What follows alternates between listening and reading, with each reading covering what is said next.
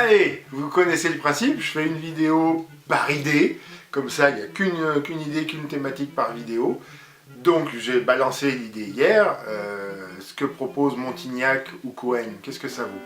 Alors je vais commencer par balayer Jean-Michel Cohen parce que c'était intéressant sa démarche de dire faut pas se priver, faut manger en se faisant plaisir, faut vraiment, si on se prive d'un aliment qu'on aime bien, le jour où on a, sur une période, le jour où on arrête d'être restrictif, waouh, on va se jeter dessus et on va exploser. Donc sur ce principe-là, je suis assez d'accord avec ce qu'il dit. Je ne vais pas critiquer le fait qu'il ait un petit bit de lion, parce qu'à l'âge qu'il a, je pense que c'est normal, mais ça me paraît quand même étonnant de la part d'un nutritionniste professionnel. Il n'avait pas été suspendu de l'ordre des médecins à un moment ou interdit d'exercer quelque temps. Moi, ce qui m'a gêné, c'est qu'il est toutes les semaines dans le magazine télé que mes parents achètent, et toutes les semaines je regarde les conseils qu'ils donnent, et en fait il y a des conseils qu'ils donnent qui me font vraiment peur, parce que je les trouve pas bons, et j'avais essayé de me baser sur un de ses articles. Il avait fait un dossier sur le jeûne intermittent, et c'est de lui dont je parlais dans la vidéo. Il me proposait des repas sur 2 semaines, il y avait moins de 1400 kilocalories par jour dans ces repas. Sauf que moi, je pensais qu'il allait m'accompagner sur des repas équilibrés, mais qui allaient compenser ou qui allaient m'aider à compenser la faim ou l'envie de manger quand j'allais pas manger le matin ou quand j'allais pas manger le soir. Ben non, en fait, il me proposait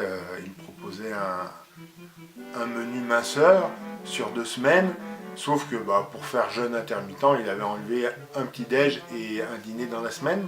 Ce qui passe à la télé, ou donc dans les magazines télé, j'avoue que j'ai tendance à m'en méfier.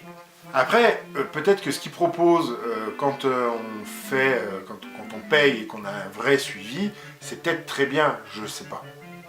Et c'est ce qui m'amène à Montignac. Montignac, c'est une méthode, plus qu'un régime, où on va dire l'idée de base, c'est qu'on va regarder l'indice glycémique des aliments et on va supprimer ceux qui ont un indice glycémique haut, et puis on va restreindre ceux qui ont un indice glycémique moyen. Et de ce que j'ai cru comprendre, en fait, il y a 2 phases. Il y a une première phase qui est de perte de poids qui est assez rapide, et une seconde phase qui est de stabilisation. Mais surtout, ce n'est pas un régime qui est proposé au tout venant. C'est une méthode et il faut, je pense, payer pour être suivi. Donc si vous êtes suivi qu'il y a une phase de perte de poids et une phase de stabilisation, du coup ça me paraît un peu plus cohérent.